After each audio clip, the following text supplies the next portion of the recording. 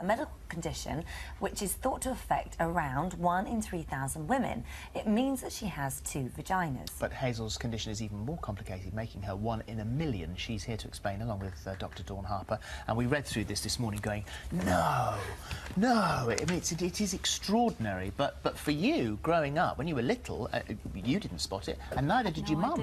No, I didn't know I was any different whatsoever. So as a little baby, changing nappies and things like that, you really cannot see this. No, even now. I mean, I went through examinations as I was growing up because I had certain problems, and no one even saw it then. Yeah. But I guess in hindsight, when you look back, there were signs, weren't there? Yes. And the first time that you noticed any sort of problem ever was when your period started at the age of 14. That was not fun. That was not fun, was it? Because really, you were getting 2 separate periods. Well, we should explain. We should explain the other. Yeah, we should explain before we get into that how you're built. Yeah. And how that works, because we've got to... Dawn, would you explain just here what this means? Interestingly, when your uterus develops, when you're a baby in the womb, it starts as 2 tubes. And the normal thing to happen would be for those tubes to fuse, and then the septum breaks down and you form 1 uterus. What's happened with Hazel is that septum never broke down, and the 2 tubes have made 2 separate uteruses and 2 vaginas and 2 cervixes, which obviously has huge implications for you in terms of things like smear tests and so on. Yeah. And you mentioned 1 in 3,000. I think it is relatively common to still have a septum or a fibrous band within the uterus, or a slightly abnormal shape to the uterus.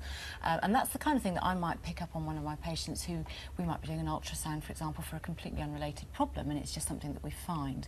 To actually have 2 completely separate uteruses is much rarer, and as you say, which is why we get into that moment of you're actually having, you could have 2 periods. Yes. Well, yeah, I mean, we all ovulate left and right alternatively, like all other women, but obviously if you don't know which side you're ovulating from and you didn't know that you had 2 sides, you can be... You wouldn't understand why. Sometimes you'd end up in a bit of a mess, and other times not.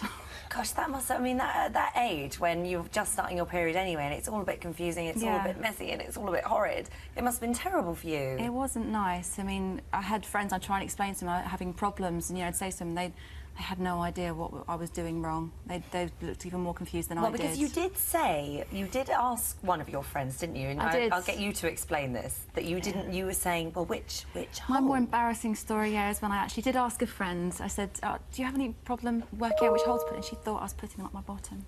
Oh, which of course was not the case at all. Nothing like that. And very difficult for you then to go and approach someone else and talk to them about it. I think I pretty much kept my mouth shut after that for quite a while. So, at what stage did you become alerted to this? Because you hadn't noticed. You had a look occasionally. You checked yourself. You went to the doctor because of your heavy periods. I was 18 before I found out. And it was a boyfriend that says... Yeah, my first serious boyfriend. He said there was something different about me. I was trying to broach subjects, you know, to do with my sex life, things like that, and he said, well, maybe there's something wrong with you. He said, I've always noticed there's this thing here, and I completely freaked out and went to go and check on it. Sex hadn't been